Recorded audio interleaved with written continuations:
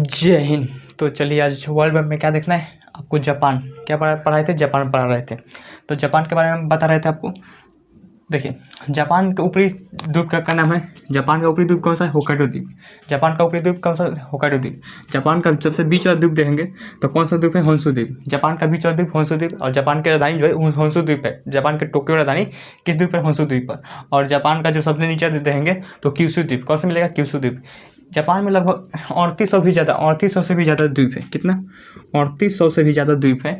तो सारे फेमस तो नहीं है। अब देखेंगे यहाँ पर इंडोनेशिया में तो 13,000 से भी ज़्यादा द्वीप है। तो क्या 13,000 पढ़ना था नहीं, तो 38,000 में बस 2-3 फेमस है द्वीप। यहाँ पर ऊपर में होक्काइडो द्वीप हो गया। होक्काइडो द्वीप और होन्शु द्वीप को कौन सी जल संधि अलग करती है, कितने लोग बता सकते हैं। होक्काइडो द्वीप और होन्शु द्वीप को कौन सी जल संधि अलग करती है, सुगारू जल संधि। कौन सी जल संधि, सुगारू जल संधि।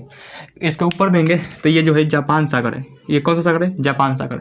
यहाँ पर देंगे तो यहाँ पर ये पीला सागर, ये कौन सा है, पीला सागर। और ये पूर्वी चीन सागर और ये दक्षिणी चीन सागर देख लेंगे तो ये कौन सा है, जापान सागर। जापान सागर है। ये कौन सा सागर है, पीला सागर। कौन सा सागर, पीला सागर। और ये जो है वो पूर्वी चीन सागर। और नीचे देंगे तो दक्षिणी चीन सागर। आपको सागर भी याद रखना होगा। तो ये सागर पढ़ा दिए। देखिए पंजाब जो है नो डाउट बहुत डेवलप देश है, डेवलप शहर है। यहाँ पर बहुत सारे इंडस्ट्रियल एरिया देखेंगे तो बहुत ज़्यादा इंडस्ट्रियल एरिया है। यहाँ देखिए इंडस्ट्रियल तो एरिया बहुत ज़्यादा है। फिर भी यहाँ पर जो पर्यावरण है, जंगल है, वो 65% है। कितना, 65%। और हमारे यहाँ देखेंगे तो 24-25%, मतलब लगभग इधर कभी जंगल बढ़ जाता है, कभी घट जाता है। तो मैक्सिमम जो है मतलब ओवरऑल जो देखेंगे तो 24 से 26% रहता है। और जबकि अगर किसी भी देश के पास 35% जंगल होना अनिवार्य है, किसी भी देश के पास 35% जंगल रहेगा तो क्या मेंटेन रहता है। और हमारे पास कितना है, 24%, जबकि उतना इंडस्ट्रियल एरिया भी नहीं है। लेकिन जापान में देखिए बहुत ज़्यादा इंडस्ट्रियल एरिया है, बहुत सारे कारखाने हैं, फिर भी यहाँ पर 65% जो है वो जंगल है। कितना परसेंट, 65% जंगल है। अब देखिए जापान का ऊपरी देखेंगे तो होक्काइडो द्वीप, कौन सा भी मिलेगा, होक्काइडो द्वीप। बीच वाला होन्शु द्वीप। और नीचे देखेंगे तो कौन सा मिलेगा, क्यूशू द्वीप। नीचे कौन सा मिलेगा, क्यूशू द्वीप। अब देखिए यहाँ पर टोक्यो में देखिए तो टोक्यो में देखेंगे पास तो एक जगह को हिटाची। यहाँ पर एक शहर होगा हिटाची। टोक्यो राजधानी है। टोक्यो के ठीक ऊपर थोड़ा सा देंगे तो शहर होगा हिटाची। कौन सा होगा, हिटाची। यहाँ पर हिटाची का ही कंपनी भी है। हिटाची का ही कंपनी है। पर बहुत सारे चीज़ें जो है हिटाची की बनती है। अब एसी देखेंगे तो हिटाची की आती है। फिर जैसे भी है हिटाची की आती है। क्रेन वगैरह जो होते हैं हिटाची के आते हैं। बहुत सारे ऐसे जो है चीज़ें जो है वो हिटाची का ही कंपनी आती है। हिटाची का ही कंपनी है। बहुत सारे लैपटॉप वगैरह भी देखेंगे तो हिटाची की बनती है। तो हिटाची का ही शहर है। कौन सा, हिटाची। टोक्यो के ठीक ऊपर देंगे तो कौन सा शहर मिलेगा, हिटाची। टोक्यो के ऊपर कौन सा शहर मिलेगा, हिटाची। अब आते हैं हिटाची। इसके बाद आप नीचे देंगे, इसके ऊपर देंगे तो एक जगह फुकुशिमा। ये हिटाची रहा, ये हिटाची है। इसके देंगे तो फुकुशिमा। सिर्फ टोक्यो के ऊपर देंगे हिटाची के ऊपर देंगे तो फुकुशिमा। कौन सा होगा, फुकुशिमा। फुकुशिमा में क्या था, परमाणु बिजली घर था, जिससे बिजली बनता है। परमाणु बिजली घर। अब बिजली बनाने के लिए आपको यूरेनियम की जरूरत पड़ती है। किसकी जरूरत पड़ती है, यूरेनियम की। और जब यूरेनियम की जरूरत पड़ती है तो इसमें क्या होता है, यहाँ पर भूकंप आया था 2011 के आसपास। 2011 में देंगे तो भूकंप आया था और उस भूकंप से सुनामी उत्पन्न हो गया। और सुनामी उत्पन्न हुआ तो समुद्र का पानी जो है वो कहाँ पर चला गया, फुकुशिमा में। फुकुशिमा में परमाणु बिजली घर जो था उसमें चला गया। परमाणु रिएक्टर था तो उसमें चला गया और वहाँ पर ब्लास्ट कर गया। क्या था, ब्लास्ट कर गया। और यहाँ पर बहुत सारा यूरेनियम भरा था। और यूरेनियम जो है रेडियोएक्टिव पदार्थ होता है। यूरेनियम के बस मात्र टच करने से ही आपकी मृत्यु हो जाती है। सिर्फ टच नहीं, अगर यूरेनियम को अगर एक गाँव से गुजर देंगे तो उसका बिहार में गाँव जो है पूरी तरह से सन्नाटा हो जाएगा। इतना खतरनाक होता है यूरेनियम। तो यहाँ पर अब ये जब ये क्या हुआ, पानी ढुका वहाँ में तो ब्लास्ट हो गया। और वो पानी तो पूरी तरह से रेडियोएक्टिव हो गया। और रेडियोएक्टिव पूरी तरह से पानी हो गया। अब जो रेडियोएक्टिव पानी हो गया यहाँ पर, तो उस पानी को कई करोड़ पैसे लगे उस पानी को साफ़ करने में। और क्योंकि आप डायरेक्ट पानी को अगर समुद्र में छोड़ेंगे तो सारी समुद्र की मछलियाँ मर जाएंगी। और जो भी वहाँ पर नहाने तो छोड़िए, वहाँ घूमने भी जाएगा तो उसकी भी मृत्यु हो जाएगी। तो और जो रेडियोएक्टिव पदार्थ की जो नशीली जो दवाई होती है वो लगभग 30,000 साल बाद जो है ख़त्म होती है, सोच रहे। तो इसको साफ़ करने में इस पानी को बहुत करोड़ों पैसे खर्चे हुए। और तब उसको पानी कहाँ, समुद्र में छोड़ा गया। बहुत पानी था, स्टोर पर नहीं रख सकते थे समुद्र का पानी, तो छोड़ा गया। तो वहाँ के लोग जो थे, फुकुशिमा के जो लोग थे, कहाँ के फुकुशिमा लोग थे, वहाँ का भागना शुरू कर दिए। उनको मालूम था कि उनको रेडियो यहाँ पर क्या है, ब्लास्ट हो चुका है, और यूरेनियम से जो है वो कोई भी आदमी की मृत्यु हो निश्चित है। तो ये जो छोड़ा गया पानी तो सब लोग भाग गए, वहाँ के मछली खाना छोड़ दिए। तो बाद में वहाँ के जो प्रधानमंत्री थे गए वहाँ पर, उन्होंने देखा कर खाया कि देखिए ये मछली हम खा रहे हैं यहाँ का, हमें कुछ नहीं हुआ। तो फिर वहाँ से धीरे धीरे शुरू क्या हुआ, चालू हुआ। तो ये कहा फुकुशिमा परमाणु रिएक्टर बिजली का 2011 में क्या हुआ, ब्लास्ट हो गया। इसके नीचे देंगे हिटाची क्या है, कंपनी, हिटाची क्या है, कंपनी है। उसके बाद इसके नीचे देंगे नागोया, इसके बीच में थोड़ा देंगे टोक्यो है ना, टोक्यो का ठीक बीच में देखिए नागोया शहर मिलेगा। कौन सा शहर मिलेगा, नागोया। ये फुकुशिमा है, इसके नीचे हिटाची है, हिटाची के नीचे टोक्यो है, और टोक्यो के बगल में देखेंगे यहाँ पर नागोया। कौन सा शहर मिलेगा, नागोया। यहाँ पर देखिए काला कर देते हैं, कौन सा शहर मिलेगा, नागोया। कौन सा शहर मिलेगा, नागोया। नागोया जो है इंडस्ट्रियल एरिया है। नागोया क्या है, इंडस्ट्रियल, मतलब यहाँ पर मारखानी इंडस्ट्रियल भरा है। नागोया में देंगे तो मोबाइल वगैरह हो गया, गाड़ी हो गया, मोटरसाइकिल वाहन ही सब हो गया। बुलेट ट्रेन देंगे तो यहाँ पर मिलेंगे, बनेगा नागोया में। मैगलेव ट्रेन देंगे तो नागोया में बनेगा। देखिए कोई भी जो इंडस्ट्रियल मतलब मोटर वाहन के लिए प्रसिद्ध होता है, कोई भी चीज़ जो मोटर वाहन के प्रसिद्ध होता है उसे डेट्रॉइट कहते हैं। क्या कहते हैं, डेट्रॉइट। तो जापान का डेट्रॉइट कौन सा है, नागोया। जापान का डेट्रॉइट कौन सा है, नागोया। और जो जहाँ पर कपड़ों के लिए बहुत ज़्यादा प्रसिद्ध होता है तो उसे हम लोग मैनचेस्टर कहते हैं। क्या कहते हैं, मैनचेस्टर। तो मैनचेस्टर है ओसाका। जापान का मैनचेस्टर किसे कहता है, ओसाका को। यहाँ पर ओसाका शहर मिलेगा, नागोया है। तो जापान का मैनचेस्टर किसे कहता है, ओसाका को। तो पूरी मैनचेस्टर भी किसे कहा जाएगा, ओसाका को। तो जापान का मैनचेस्टर, जैसे भारत का मैनचेस्टर इलाहाबाद, गुजरात में देंगे तो अहमदाबाद को, गुजरात में अहमदाबाद को। उसी तरह से जापान का मैनचेस्टर किसे कहता है, ओसाका को। जापान का मैनचेस्टर किसे कहा जाता है, ओसाका को। कपड़े के लिए बहुत ज़्यादा प्रसिद्ध है। इसके नीचे देंगे तो क्योटो, इसके नीचे आइए तो जगह मिलेगा क्योटो। इसके आसपास नीचे नहीं, उसके ओसाका का ठीक थोड़ा सा ऊपर देखिए जगह मिलेगा क्योटो। ओसाका का थोड़ा सा ऊपर देखिए जगह मिलेगा, क्या था, क्योटो किस लिए प्रसिद्ध है, तो क्योटो जो है जापान की सांस्कृतिक शहर है। क्योटो बहुत डेवलप है। यहाँ मोदी जी भी गए थे तो इन्होंने कहा था बहुत ज़्यादा डेवलप है, कितना बहुत ज़्यादा डेवलप है। तो मोदी जी कहे कि हमारा यहाँ भी एक सांस्कृतिक शहर है बनारस, उसे भी आप लोग क्या कीजिए, डेवलप कीजिए। तो आप देख रहे हैं अभी बहुत ज़्यादा डेवलप हो चुका है बनारस। कहता है बनारस। तो भारत का भी जो सांस्कृतिक शहर है कौन सा है, बनारस। उसी तरह से ये जो जापान का सांस्कृतिक शहर है कौन सा है, टोक्यो, सॉरी क्योटो। टोक्यो तो इसकी राजधानी है। क्योटो कौन सा, क्योटो। तो जो अमेरिका जो था परमाणु बम मारने पर किसको सोचा था, पहले क्योटो को, कहता क्योटो को। लेकिन उन्होंने कहा कि ठीक है नहीं, क्योटो में थोड़ा सा सांस्कृतिक लोग यहाँ है, इसको छोड़ते हैं। तो किस पर मारा, नागासाकी और हिरोशिमा पर मारा।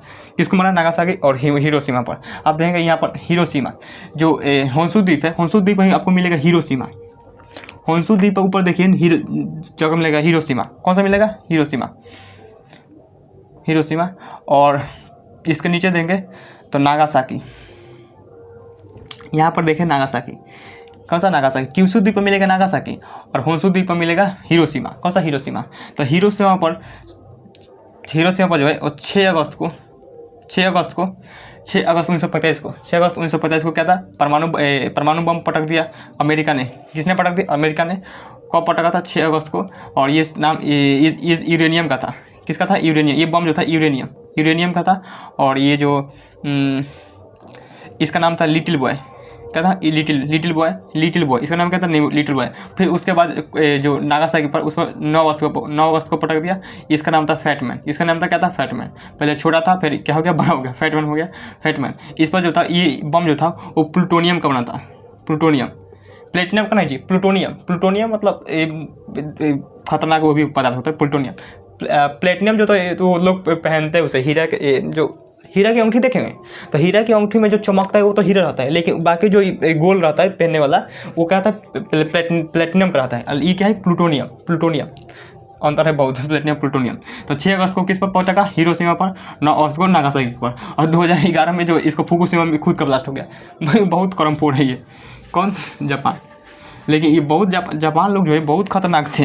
आपको यहाँ पर देख रहे हैं कर्म फोड़ है, लेकिन बहुत खतरनाक थे। क्या करते थे ये जापान जो थे, जब ये भी कब्जा किए थे, रूस को भी कब्जा कर लिए थे, चाइना को भी ऊपर का एरिया को कब्जा कर लिए थे। और चाइनीज लोगों को जो कुत्ता से खिला देते थे, इतना खतरनाक कुत्ता से खिला देते थे, बहुत खतरनाक मारते थे। तो जापान जो थे यहाँ पर कैसा, टोक्यो। इसके बाद यहाँ पर देंगे तो क्योटो सा मिलेगा। क्योटो में जो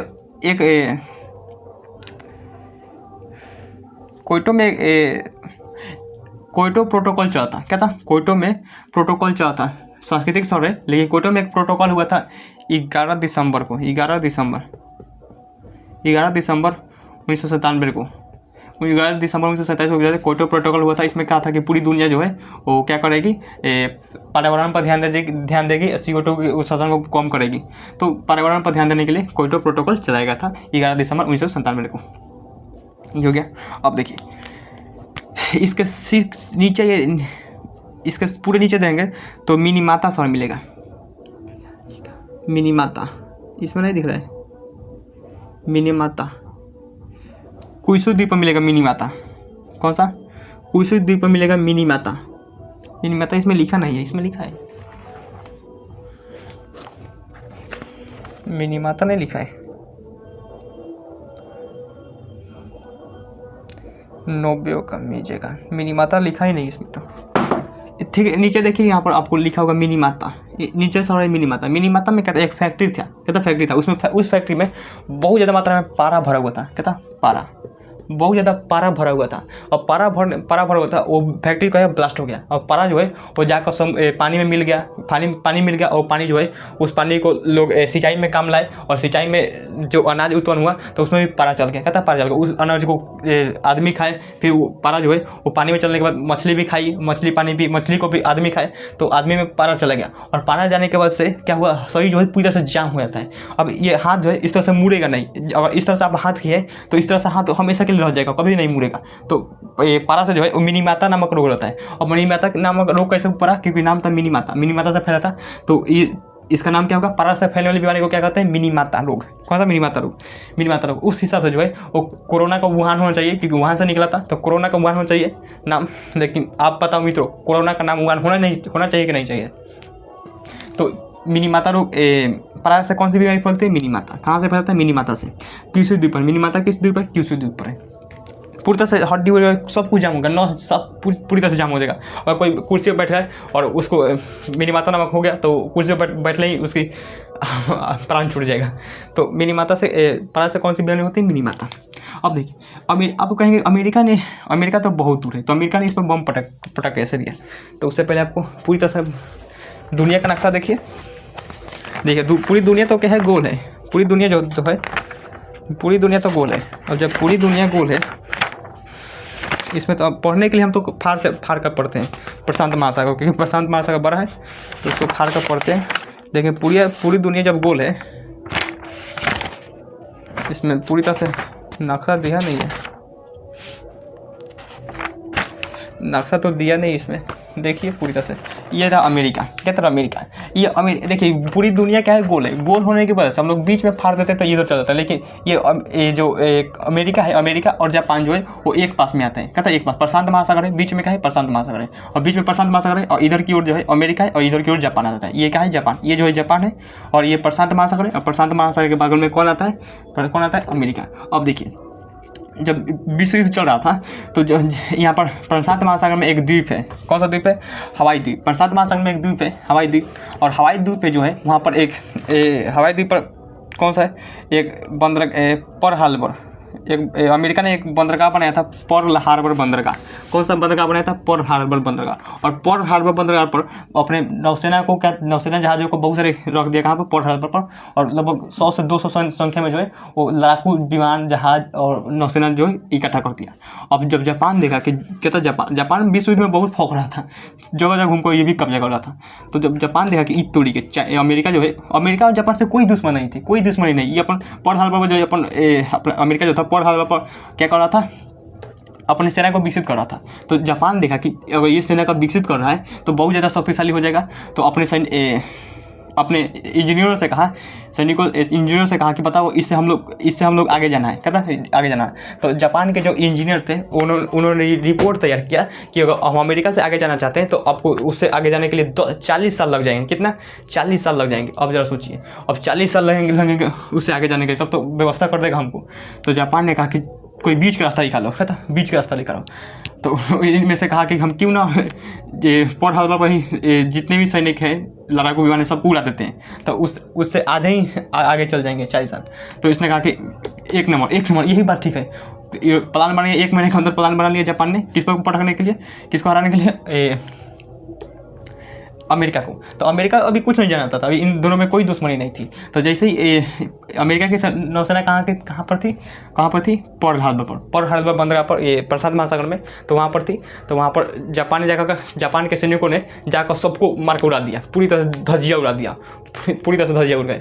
और अमेरिका माता पीटने लगा, रे छोटा तू हमरा क्यों मारा, हम तो तुझको कुछ नहीं किए थे। तो जापान कह रहा है कि तुम कुछ नहीं किए थे, हम जानते हैं, लेकिन तुम मेरे से आगे चल गया था। और मेरे इंजीनियर कह रहे थे कि तुमसे आगे निकलने के लिए 40 साल लगेंगे, इसलिए तुमको मार कर उड़ा दिए, आधे तुमसे 40 साल आगे होंगे। तो इसने कहा कि जापान तुम्हें अमेरिका ने कहा कि जापान तुझे इस बदला के लिए, इस हरकत के लिए बहुत भारी कीमत चुकानी पड़ेगी। और अमेरिका ने कहा कि कुछ भी हो जाए, अपने इंजीनियरों को ओवर टाइम खटवाया, कहा कि कुछ भी हो जाए बड़का बम बनाओ। क्या था? बड़का बम बनाओ, और उस बम से हम किसको मारेंगे, चाहे कितना भी 10 साल के अंदर, कहा कि 10 साल के अंदर बड़का बम बनाओ, और मारेंगे किसके? जापान को मारेंगे। जापान तो बहुत सारे ऑपरेशन चलाएगा, बहुत सारे ऑप्शन चले गए। तो उस अमेरिका जो था, अमेरिका के इंजीनियर जो थे, वो 5 साल में ही परमाणु बम बना दिए। कितने? 5 साल में परमाणु बम, 5 साल में परमाणु बम बना दिए। अब जब परमाणु 1945 में परमाणु बम बन गया, तो परमाणु बम सबसे पहले कहाँ गया? हिरोशिमा पर। 6 अगस्त 1945 को किस पर मारा? 6 अगस्त 1945 को हिरोशिमा पर मारा। और फिर नागासाकी पर मारा 9 अगस्त को। कहता 9 अगस्त को 9 अगस्त को मार कर पूरी धज्जियाँ उड़ा दिया। और परमाणु बम इतना खतरनाक होता है कि आपको बताया था कि सिर्फ उसके बगल से गुजर जाने पर आपकी मृत्यु हो जाती है। और सोचिए, और परमाणु बम फटा तो उतना देर को तो पूरी तरह से तबाह हो ही गए। उसके बाद जो लाशें के ढेर लगा, जापान की सरकार देख कर सहम गई कि अब ऐसे नहीं होगा। तो इसने कहा कि अगर तुम सिलेंडर नहीं दोगे तो बम मार दिया था। इसने कहा कि अब सिलेंडर नहीं करोगे तो फिर मारेंगे, आपकी टोक्यो पर मारेंगे। कहाँ पर? टोक्यो पर, कि सांस्कृतिक शहर, उस पर मारेंगे। 15 अगस्त को डेट दिया था अमेरिका की मारने के लिए। और लोग कहते हैं कि अमेरिका के पास दो गो परमाणु बम था। अरे 2 गो परमाणु बम था तो उसके तो घर की खेती थी, जब तो बना चुका था। अब जो को भी सब्जी रोटी भात बनाने जान गया, तो मेहमान बढ़ गया, तो क्या उसे फिर दोबारा नहीं बना सकता है? तो उसी तरह से कहते थे कि 2 ही, अरे कुछ भी और भी बना सकता था। तो मारा और कहा कि अगर तुम जापान सिलेंडर नहीं किए तो 15 अगस्त को फिर मारेंगे। किस पर? आपके टोक्यो पर मारेंगे। तो सिलेंडर कर दिया 15 अगस्त को ही सर जापान सिलेंडर कर दिया। कहा कि अब हम कहते हैं अब पूरी तरह से हार गया, सिलेंडर कर दिया। तो अमेरिका ने कहा कि तुम्हारी सुरक्षा हम करेंगे। क्या करेंगे? तुम्हारी सुरक्षा हम करेंगे, तुम्हें कोई दिक्कत नहीं होगा। तो जापान की सुरक्षा कौन करता है? अमेरिका। जापान में किसकी सैनिक रहती है? अमेरिका की। आज भी अमेरिका की सैनिक रहती है। और जो मन जो बिल थमा देते हैं, बिल किस लेती है? जापान से ही। देख रहे हैं, जापान भी बहुत खचा था। तो ये क्या था? जापान तो कंप्लीट हो गया। अब क्या बचा है? ये 10 मंगोलिया, फिर मिडिल ईस्ट, सेंट्रल अफ्रीका बच गया। उसके बाद इधर के एरिया है। तो जापान क्या था? खत्म हो गया। तो आज के लिए यहीं तक रहने देते। तो मिलते किसी नेक्स्ट क्लास में।